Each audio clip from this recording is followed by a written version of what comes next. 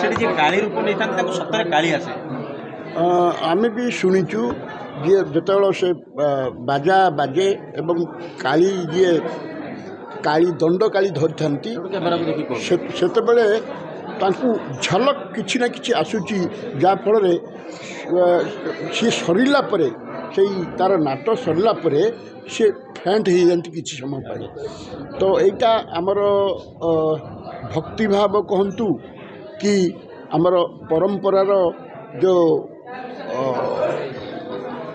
ବିଶ୍ୱାସ କୁହନ୍ତୁ, ସେଇ ବିଶ୍ୱାସକୁ ନେଇ ଏଇ ଦଣ୍ଡକାଳୀ ଚାଲେ। ଏବଂ ଆପଣମାନେ ଦେଖିଲେ ନିଶ୍ଚିତ ଭାବେ ଦୟା ଆପଣଙ୍କୁ ଆସିବ ଯେ ଯେଉଁ ଖରାରେ ଯେଉଁ କଷ୍ଟରେ ସେ ଧୂଳିଦଣ୍ଡ କରୁଛନ୍ତି।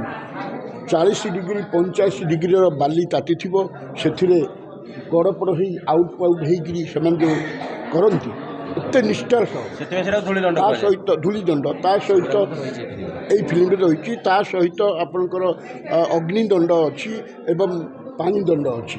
ଆଉ ଆକ୍ଚୁଆଲି ନିଷ୍ଠାର ସହିତ ସେମାନେ, ଯଦି ଆମେ ଶୁଣିବାକୁ ପାଇଛୁ, ଯଦି ଖାଇବା ସମୟରେ କିଛି ଶବ୍ଦ ଆସିଲା ସିଏ ବନ୍ଦ ହୋଇଯାଏ, ଆଉ ଖାଇବେନି।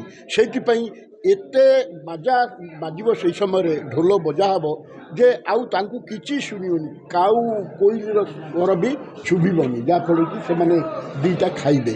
ଏବଂ ତା ସହିତ ଗୋଟେ ଗୁଡ଼ି ବି ବାଜିବନି, ଧାନ ବି ବାଜିବନି ପାଟିରେ। ଯଦି ପାଚେ ତାହେଲେ ସିଏ ବି ଖାଦ୍ୟ ଖାଇବା ବନ୍ଦ। ବହୁତ ନିଷ୍ଠାର ସହିତ କରନ୍ତି। ଜଣେ କହି ଯାଉଥିବ, ହେ ଭକତେ ଆସିଗଲେ ହର, ଦେଇଗଲେ ବର, ଅନ୍ୟ ସେବା ଛାଡ଼ି ଏଇ ସେବା କର। ଏଇ ସେବା କଲେ କି ଫଳ ପାଇ, ଅନ୍ଧ ଚକ୍ଷୁଦାନ ପାଇ, ଛୋଟା ଅଙ୍ଗଦାନ ପାଇ, ଅପୁତ୍ରିକ ପୁତ୍ର ପାଇ, ଉଷୁନା ଧାନ ଗଜା ହୋଇ, ଭଜା ମୁଗ ଗଜା ହୋଇ, ଏମିତି ବିଭିନ୍ନ ପ୍ରକାର ଇଏ ହେବ। ସେ ଲୋକଙ୍କ ମନରେ ଗୋଟେ ଆସିବ ଯେ ଭଗବାନଙ୍କର, ମା କାଳୀଙ୍କର କିଛି ଗୋଟେ ଆବିର୍ଭାବ ହେଇଗଲା।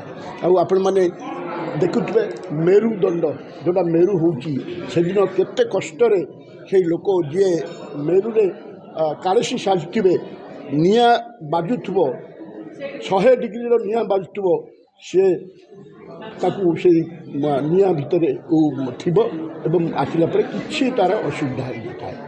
ତ ଯାହା ହଉ, ଇଏ ଗୋଟେ ଶୁଭ ମୁହୂର୍ତ୍ତରେ ହେଇଛି। ଆମେ ଆଶା କରୁଛୁ ଏଇ ଫିଲ୍ମଟି ବହୁତ ସ୍କୋର କରିବ ଏବଂ ଦରକାର ପଡ଼ିଲେ ଦେଶ ବିଦେଶରେ ବି ଏଇ ଫିଲ୍ମଟି ନାଁ କରିବ। ଆମର ହୃଦବୋଧ ହେଉଛି।